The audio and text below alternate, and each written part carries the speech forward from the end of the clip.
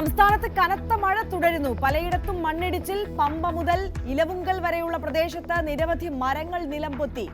ഇടുക്കി, വയനാട് ഹൈറേഞ്ചുകളിലും ശക്തമായ മഴ. ഇന്ന് മലപ്പുറം മുതൽ കാസർഗോഡ് വരെ എല്ലാ ജില്ലകളിലും റെഡ് അലേർട്ട്. മറ്റു ജില്ലകളിൽ ഓറഞ്ച് അലേർട്ട്.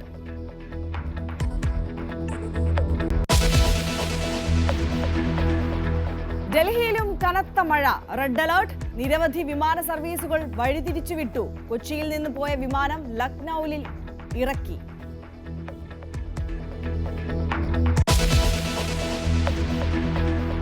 മഴ പെയ്തപ്പോൾ ദേശീയപാത വികസനം ജനങ്ങൾക്ക് ദുരിതത്തിന്റെ വികസനമായി. കൂത്തനത്താണിയിൽ വെള്ളം ഒഴുകിയെത്തുന്നത് വീടുകളിൽ. ഹൈവേ അതോറിറ്റി എന്തുദ്ദേശിച്ചാണ് ചെയ്തത് നമുക്കൊരിക്കലും അറിയില്ല. ഈ പ്രദേശത്ത് സർവീസ് റോഡിലൂടെ വരുന്ന വെള്ളവും അതുപോലെ തന്നെ ഹൈവേയിൽ നിന്ന് വരുന്ന വെള്ളവും ഇതിന്റെ ഓപ്പോസിറ്റ് സൈഡിൽ നിന്ന വെള്ളവും ഇപ്പം എന്തെയ്യുന്നുണ്ട്, ഇങ്ങോട്ട് കണക്ട് ചെയ്ത് വിട്ടിട്ടുണ്ട്.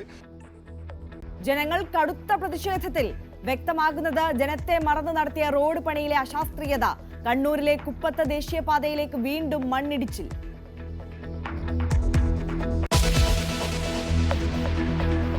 കപ്പലിലെ 24 ജീവനക്കാരും സുരക്ഷിതർ. ക്യാപ്റ്റൻ അടക്കം 3 പേർ കപ്പലിനുള്ളിൽ തന്നെ. രക്ഷാദൌത്യം തുടരുന്നു. നാവികസേനയും കോസ്റ്റ് ഗാർഡും രംഗത്ത്. കേരള ലക്ഷദ്വീപ് തീരത്ത് മത്സ്യബന്ധനത്തിന് വിലക്ക്.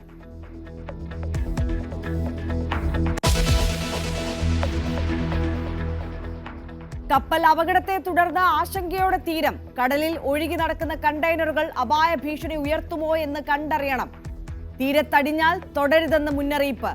അപകട കാരണം സംബന്ധിച്ചും വ്യക്തതയില്ല.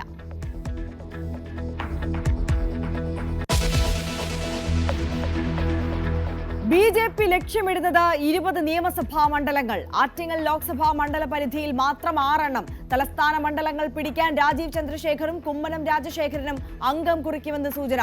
മറ്റ് മുന്നണികളിലെ ജനസ്വാധീനമുള്ളവരെ ബി.ജെ.പിയിൽ എത്തിക്കാനും നീക്കം.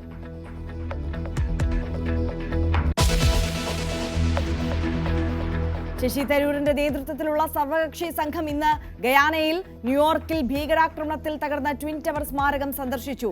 വൈജയന്ത് പാണ്ഡെയും സംഘവും ബഹ്റൈനിൽ. സുപ്രിയ സുലെയുടെ സംഘം ഖത്തറിൽ. എൻ.ഡി.എ ഭരിക്കുന്ന സംസ്ഥാനങ്ങളിലെ മുഖ്യമന്ത്രിമാരുടെ യോഗം ഇന്ന് ഡൽഹിയിൽ. പ്രധാനമന്ത്രി പങ്കെടുക്കും.